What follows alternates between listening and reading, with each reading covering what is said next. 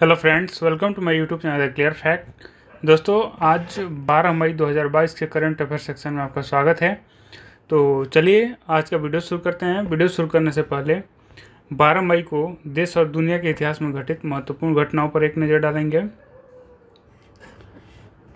12 मई 1459 राव जोधा ने जोधपुर की स्थापना की। ऐसे ही आज ही के दिन 1666 पुरंदर की संधि के तहत छत्रपति शिवाजी महाराज औरंगजेब से मिलने आगरा पहुंचे।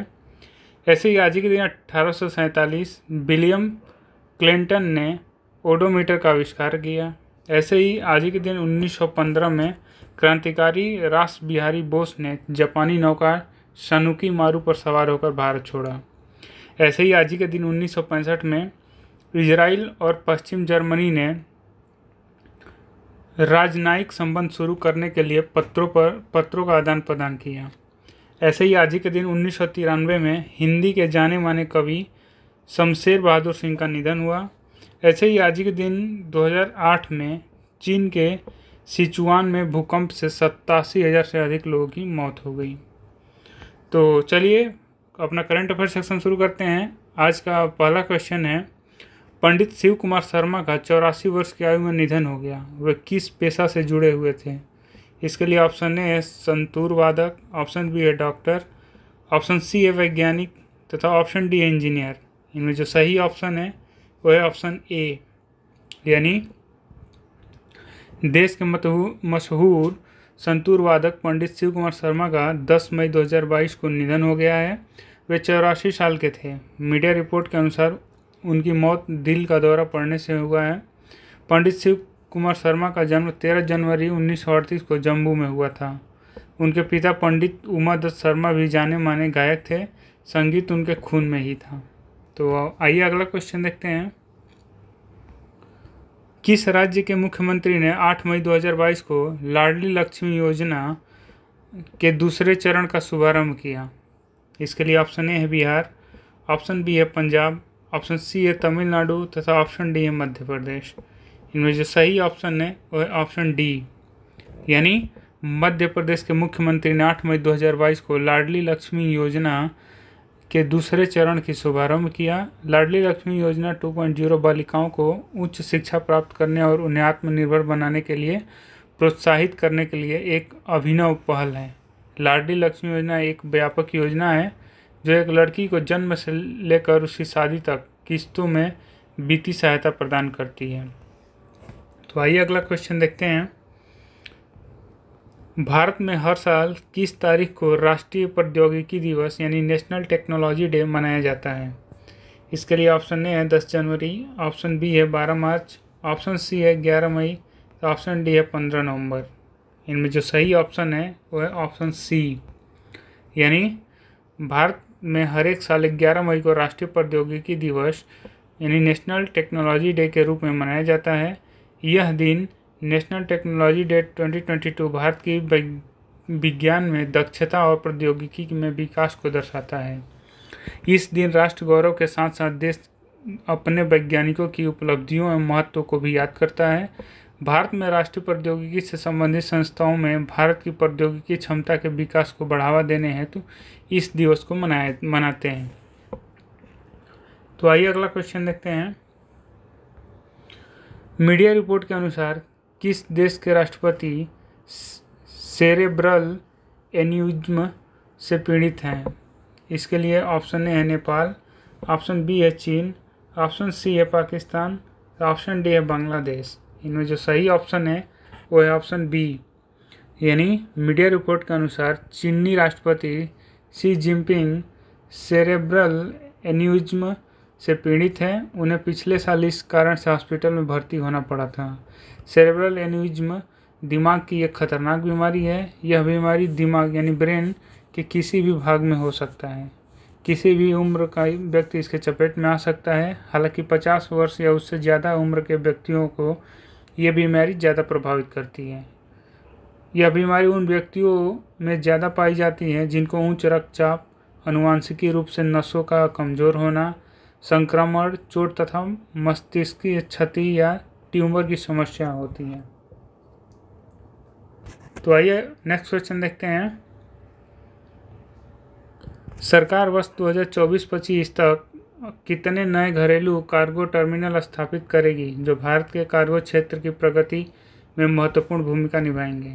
इसके लिए ऑप्शन ए है 22, ऑप्शन बी है 10, ऑप्शन सी है 33, तो ऑप्शन डी है 15। इनमें जो सही ऑप्शन है वो है ऑप्शन सी, यानी सरकार वर्ष 2024-25 तक 33 नए घरेलू कार्गो टर्मिनल स्थापित करेगी जो भारत के कार्गो क्षेत्र की प्रगति में महत्वपूर्ण भूमिका निभाएंगे। कार्गो क्षेत्र में सुधारों के बारे में संधियों ने कहा कि उद्योगपतियों को 1 करोड़ मीट्रिक टन कार्गो के लक्ष्य को प्राप्त करने के लिए टियर 2 और 3 शहरों में महानगरों तक छोटे कार्गो भार के परिवहन पर ध्यान केंद्रित करने की आवश्यकता है। उन्होंने कहा कि यह लक्ष्य छोटे आकार के विमानों की खरीद से हालांकि किया जा सकता है। तो आइए अगला क्वेश्चन देखते हैं। केंद्र सरकार के अनुसार वर्ष 2024 तक सड़क दुर्घटना में होने वाली मौतों की संख्या में कितने प्रतिशत कमी लाने का लक्ष्य रखा गया है? इसके लिए ऑप्शन ए है 30%, ऑप्शन बी है 50%, ऑप्शन सी है 10%, तो ऑप्शन डी है 20%।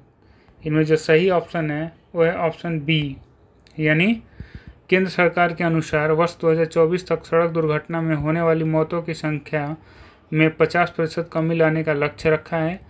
सड़क परिवहन और राजमार्ग मंत्री नितिन गडकरी ने यह कार्यक्रम में सड़क सुरक्षा के मुद्दों को हितधारक के साथ मिलकर निपटने पर जोर दिया। उन्होंने कहा कि सड़क सुरक्षा बहुत ही संवेदनशील मामला है। सड़क दुर्घटनाओं को गंभीरता से लिया जाना चाहिए और संभावित दुर्घटना स्थलों पर तुरंत ध्यान दिया जाना चाहिए। तो आइए अगला क्वेश्चन देखते हैं। 100 अरब डॉलर से अधिक का वार्षिक राजस्व दर्ज करने वाली पहली भारतीय कंपनी निम्न से कौन बन गई है? इसके लिए ऑप्शन ए है फेसबुक, ऑप्शन बी है Tata consultancy service, option C है इन्फोसिस, तो ऑप्शन डी है रिलायंस इंडस्ट्रीज।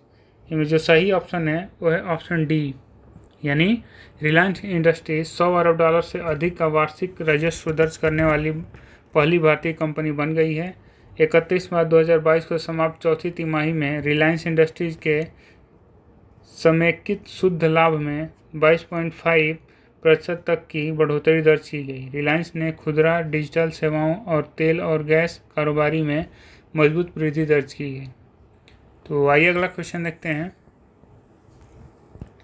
10 मई को दक्षिण कोरिया के नए राष्ट्रपति के रूप में किसने शपथ ली? इसके लिए ऑप्शन ए है यून सुक येओल, ऑप्शन बी है ली जे मायूंग, ऑप्शन सी है पार्क योंग जिंग, तो ऑप्शन डी है सुऊक।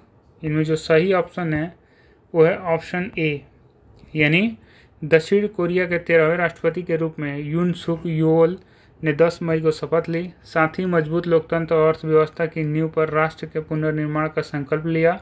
नए प्रशासन की शुरुआत करने के लिए सियोल शहर में आधी रात को बेल रिंगिंग सेरेमनी का आयोजन किया। उन्होंने अपने शपथ ग्रहण समारोह के दौरान उत्तर कोरिया के पूर्ण परमाणु निरस्त्रीकरण का आह्वान किया। तो आइए अगला क्वेश्चन देखते हैं। किस देश में मंकी पॉक्स के दूसरे मामले की पुष्टि होने के बाद से हड़कंप मचा हुआ है? इसके लिए ऑप्शन ए है भारत, ऑप्शन बी है चीन, ऑप्शन सी है पाकिस्तान, तो ऑप्शन डी है ब्रिटेन। इनमें जो सही ऑप्शन है वो है ऑप्शन डी, यानी ब्रिटेन में मंकी पॉक्स से दूसरे मामले की पुष्टि होने के बाद से हड़कंप मचा हुआ है। यह बीमारी चूहों या बंदरों जैसे संक्रमित जीवों से मनुष्य में फैलती है। ब्रिटेन के स्वास्थ्य अधिकारियों के अनुसार संक्रमित व्यक्ति हाल ही में नाइजीरिया से आया है। ऐसे में आशंका है कि मरीज को मंकी पॉक्स का संक्रमण उसी देश से हुआ है। मंकी पॉक्स एक दुर्लभ बीमारी है जो स्मॉल पॉक्स या छोटी माता की तरह होती है। तो आइए आज का लास्ट क्वेश्चन देखते हैं। विश्व प्रवासी पक्षी दिवस यानी वर्ल्ड माइग्रेटरी बर्ड डे निम्न में से किस दिन मनाया जाता है? इसके लिए ऑप्शन ए है मई और अगस्त के दूसरे रविवार, ऑप्शन बी है मई और अक्टूबर के दूसरे शनिवार, ऑप्शन सी है मार्च और अक्टूबर के दूसरे सोमवार, तो ऑप्शन डी है जनवरी और अक्टूबर के दूसरे मंगलवार। इनमें जो सही ऑप्शन है वो है ऑप्शन बी सी, यानी हर साल विश्व प्रवासी पक्षी दिवस यानी वर्ल्ड माइग्रेटरी बर्ड डे मई और अक्टूबर के दूसरे शनिवार को मनाया जाता है। विश्व प्रवासी पक्षी दिवस को मनाने का मुख्य उद्देश्य प्रवासी पक्षियों के बारे में जागरूकता बढ़ाना है। यह प्रवासी पक्षियों के आवासों, विशेष रूप से आर्द्रभूमि के संरक्षण के लिए जागरूकता पैदा करता है। संयुक्त राष्ट्र ने साल 2006 में विश्व प्रवासी पक्षी दिवस की स्थापना की थी। तो उम्मीद करते हैं ये वीडियो आपके लिए काफ़ी हेल्पफुल होगा। Thanks for watching the video and wish you all the best for your all coming exam. Thank you.